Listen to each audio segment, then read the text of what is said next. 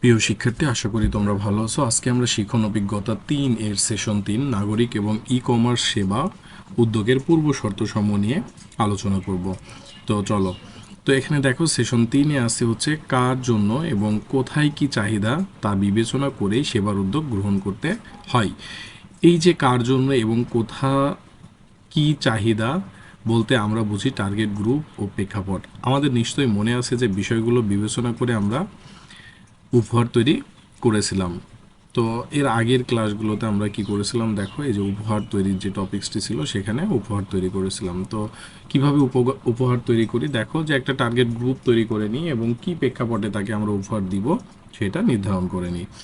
তো আবার আমাদের সেবা দেওয়ার ক্ষেত্রেও আমরা টার্গেট গ্রুপ এবং প্রেক্ষাপট নির্বাচন করব। যেহেতু এই অভিজ্ঞতা একটি সেবা দেওয়ার পরিকল্পনা করব, তাই ক্ষুদ্র পরিসরে আমাদের সেবার টার্গেট গ্রুপ নির্বাচন করাই ভালো হবে।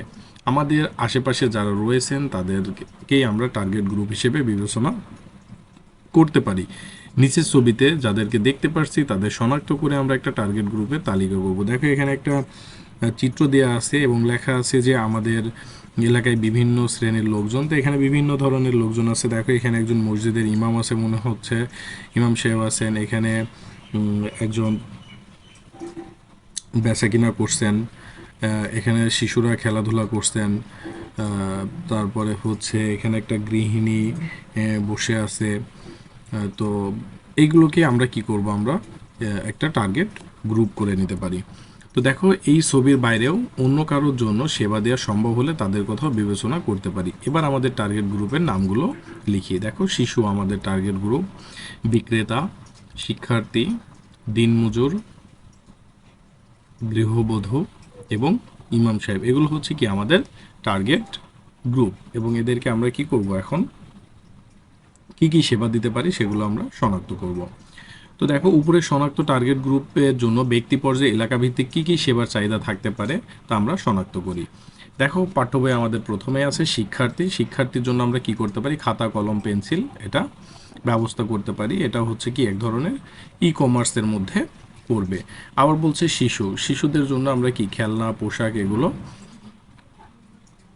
সেবার জন্য ব্যবস্থা করতে পারি। এই সেবার ধরনটাও হবে ই কমার্স। দিনমজুরের জন্য কি করতে পারি, পোশাক কাজের সরঞ্জাম এগুলো আমরা সরবরাহ করতে পারি। আবার ইমাম সাহেবের জন্য প্রয়োজন হবে দেখো টুপি, পায়জামা, পাঞ্জাবি, জায়নামাজ, তসবি এ ধরনের সেবার প্রয়োজন হতে পারে।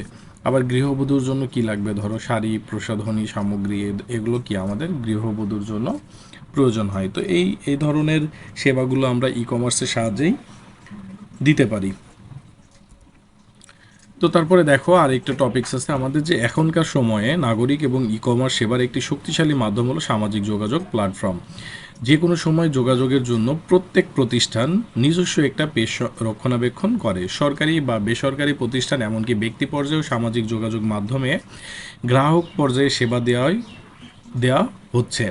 একজন ব্যক্তি যত কম সময়ে, মানে টিসিভি, তো এটা হচ্ছে টিতে টাইম, সিতে কস্ট ব্যয় এবং ভিতে ভিজিট মানে যোগাযোগ সাপেক্ষে একটা সেবা নিতে পারবে সেই দিক বিবেচনা করা হয়। মানে একজন ব্যক্তি কত কম সময়ে এবং কম কম সময় হবে, ব্যয়টা কম হবে এবং খুব দ্রুত স্মুথলি যোগাযোগ করে সেবাটা নিতে পারবে, এগুলো আমাদের বিবেচনা করতে হয়।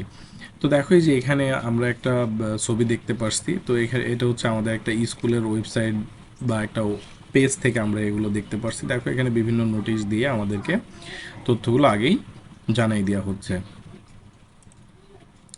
বলছে এবার একটি বিদ্যালয় এবং একটি স্থানীয় কোনো সরকারি প্রতিষ্ঠানের তথ্য আদান প্রদানের জন্য সামাজিক যোগাযোগ মাধ্যমের একটি পেজ বা গ্রুপ ওয়েবসাইট ভিজিট করব এবং নিচের প্রশ্নগুলোর মাধ্যমে খুঁজে বের করি ডিজিটাল মাধ্যমে সেবা দেওয়ার সকল শর্ত এই বিদ্যালয়ের পেজটি পূরণ করেছে কিনা।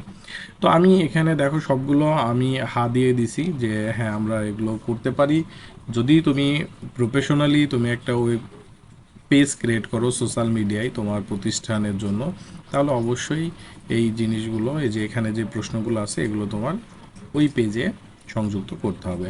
বলছে এই গ্রুপ বা পেজে থেকে বিদ্যালয়ে না এসেও কোনো অভিভাবক বা শিক্ষার্থী প্রয়োজনীয় তথ্য পাবে কিনা, অবশ্যই পাবে। কোনো প্রশ্ন বা জিজ্ঞাসার জন্য তাৎক্ষণিক যোগাযোগ করা যায় কিনা, হ্যাঁ এটাও থাকতে হবে।